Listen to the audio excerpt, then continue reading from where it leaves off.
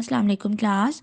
بچوں آپ کی جو نظم محنت ہے وہ بھی کنٹینیو تھی، اور آپ نے جو اپنی اردو کی کاپی پر یہ کام کرنا ہے تو اس سے پہلے میں آپ کو یہ بتا دوں کہ جیسے جن بچوں کی کمبائنڈ کاپی تھی ان کاپی پہ بنا ہوا تھا اردو گرامر کا پورشن. ٹھیک ہے، تو بچوں آپ نے اردو گرامر کے پورشن میں یہ کام نہیں کرنا جو کہ میں نے آپ کو سینڈ کیا. آپ نے اردو والے پورشن پہ کام کرنا ہے، نظم محنت. ٹھیک ہے، تو نظم محنت میں آپ نے لاسٹ کام کیا تھا، آپ نے جو ہے نظم محنت کی اشعار بنائی تھی، اور آپ نے ان اشعار کی جو آگے بنائی تھی تشریح بنائی تھی. ٹھیک ہے، تو بچوں آپ نے بالکل اسی کے آگے تشریح سے آگے نیو پیج پر آپ نے آج کی ڈیٹ اینڈ ڈے ڈالنی ہے، اور پھر آپ نے کام سٹارٹ کرنا ہے. ٹھیک ہے، سب سے پہلے آپ نے مارجنس ڈرا کرنے ہیں، پھر اس کے بعد آپ نے آج کی ڈیٹ اینڈ ڈے ڈالنی ہے، اور میں نے آپ کو جو نظم محنت کا کوشچن سینڈ کیا ہے اس کا آپ نے جو آنسر لکھنا ہے.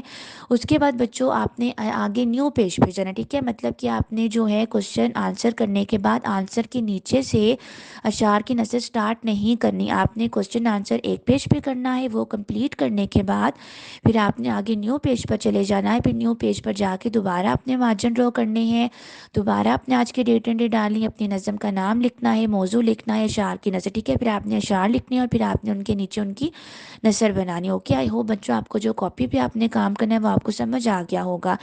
بچوں نظم محنت کی آپ نے ساتھ ایکسرسائز کرنی ہے. ایکسرسائز آپ کی نظم محنت کی سٹارٹ ہو رہی ہے پیج نمبر 38 سے. ٹھیک ہے، تو پیجز آپ نے کون سے کرنے ہیں؟ پیج نمبر 38، 39 اینڈ 40، یہ 3 پیجز ہیں.